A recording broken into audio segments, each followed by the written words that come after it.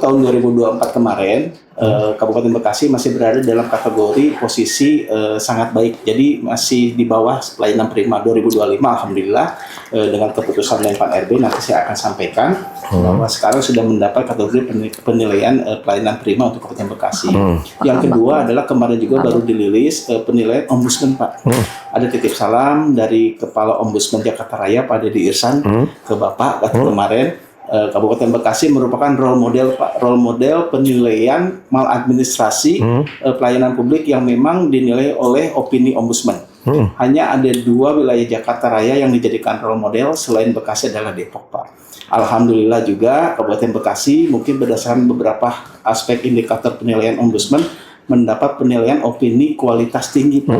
Jadi kualitas tinggi itu memang masih di dalam rating nilai A. Jadi ada A, ada A+. A+-nya itu adalah kualitas tertinggi. Itu didapat oleh Kota Depok, Pak. Tapi kami bersyukur masih di kualitas tinggi karena ada beberapa kabupaten kota masih dalam kualitas sedang dan bahkan rendah.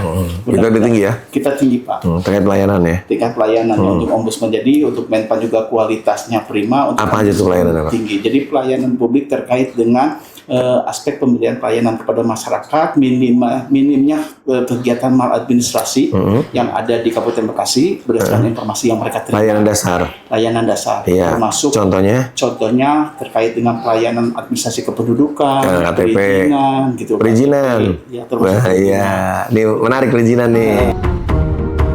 Perizinan bener ya, lancar ya, bagus ya. Tidak ada pengaduan selama ini. Nggak ada pengaduan. Pengaduannya bupati itu.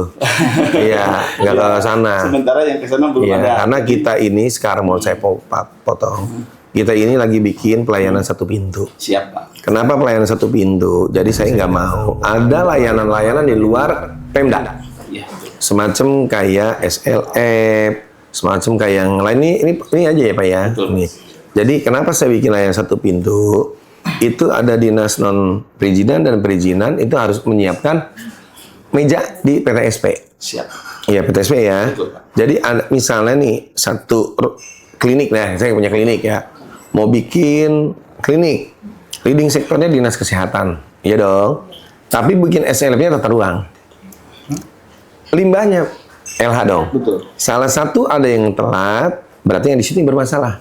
Itu makanya kita mengeluarkan aplikasi satu pintu. Nah, ya sekarang baru 85%. Nanti kalau udah 100%, saya bisa melihat dinas mana yang bahasa halus apa ya? Lemot sama ngeyel. Yang lemot. Iya, Pak. Apalagi kita udah dapat penghargaan terkait layanan publik. Betul, Pak. Kalau kita pembuatan kayak atau KTP apa, saya yakin kita bagus, Pak. Tapi untuk investor itu yang harus saya tingkatkan lagi karena meningkatkan PAD melalui retribusi itu. Mau nggak? Bukan disanggah ya, Pak ya? Baik, Pak. Mungkin nanti sebagai bahan Bapak nanti ya. Ke Ombudsman bahwa kami juga sekarang selain mall pelayanan publik memiliki mall pelayanan publik juga ada pelayanan terpadu satu pintu. Mudah-mudahan dengan adanya ini ke depan bisa meningkat. Jadi orang-orang yang nanti bikin perizinan itu tidak harus datang ke Pemda. Nanti Pak, kenapa tidak harus datang ke Pemda? Nanti dia biar langsung bikinnya melalui aplikasi. Betul, Pak. Nah, aplikasinya nanti udah ada. Saya contohin ya, Pak ya. Baik, Pak. Mana contohnya nih? Ripal. Mana aplikasi itu, Pak? Yang pernah saya kasih tahu kamu, Pak. Satu pintu, Pak. Ya, Pak. Aplikasi satu pintu layanan perizinan non perizinan. Ya, misalnya itu ada 15 jenis layanan. Nah, nanti ada berapa jenis layanan? Waktunya 3-4 hari, transparansinya 100%.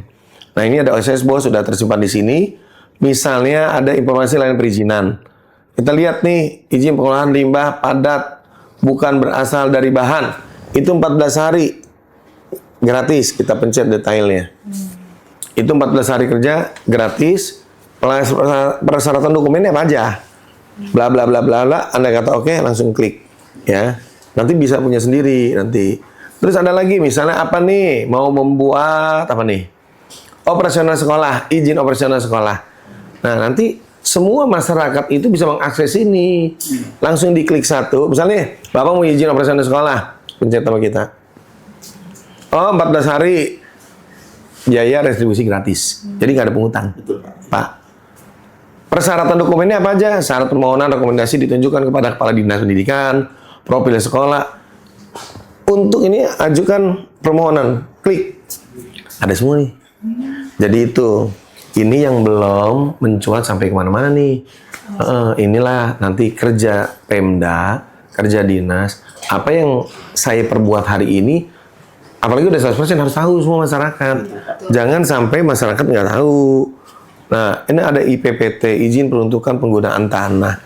14 hari kerja gratis. Ini kan jadi nggak bisa korupsi nanti.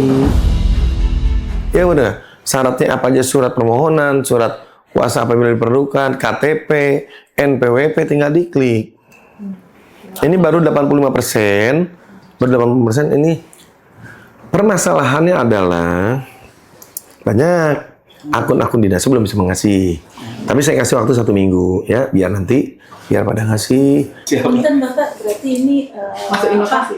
Ini kan masuk inovasi berarti Pak. Inisiasinya berarti Bapak. Berarti ini kan menjadi inovasi. Tuh, Ibu aja baru tahu. Saya udah 2 minggu loh bikin. Nah inilah karena kurangnya apa Pak?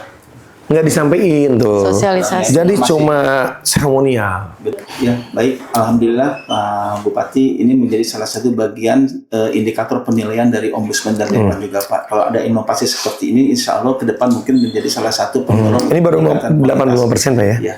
Dengan tidak ada itu aja kita memang penilaiannya sudah cukup baik Pak. Apalagi ditambah dengan ada inovasi. Bisa A+. A+, insya Allah Pak. Jangan kalah sama Depok. Iya, siapa? Iya. Insya Allah Pak, menjadi bahan kami nanti komunikasi ke Menpan, ke Ombudsman bahwa kita selain memiliki mall pelayanan publik, ada pelayanan terpadu satu pintu yang memang melakukan inovasi perubahan terkait pelayanan. Insya Allah di Jumat ini, Senin lah terakhir, saya pengen lihat akun-akunnya dinas mana aja yang belum masuk. Kalau belum masuk, ya mau nggak mau, kita udah kerjasama dengan APH untuk menegur. Iya Pak ya, karena bingung, saya harus apa lagi yang saya perbuat buat Bekasi.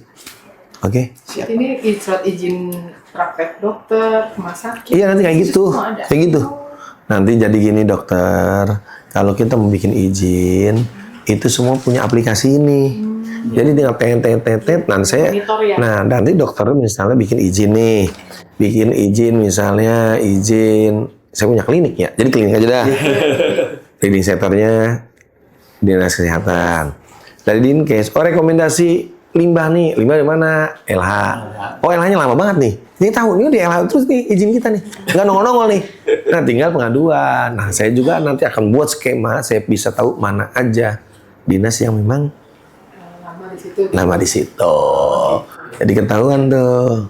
Oh ini cepet, ini lama, ini cepet, ini lama. Dan saya akan ada pendampingan hukum, Kajari. Ya, karena saya pengen gini. Udah capek dengan zona merah. Bener nggak Pak? Betul Pak. Capek Pak, aduh nggak enak. Kita pengen aman-aman aja. Siap. Tapi perlu diubah. Sumber daya yang perlu diubah. Mungkin izin Pak, mungkin nanti ada 2 piagam penghargaan 2025 kemarin kita terima akan saya sampaikan ke Bapak untuk mungkin sebagai Iya. Kapan? Sekarang apa ntar? Sekarang? mau sekarang banget. Boleh sekarang nggak apa-apa. Tapi wawancara makan dulu ya, Bu ya. Oh iya. Ibu dulu atau Bapak dulu ya. Oke.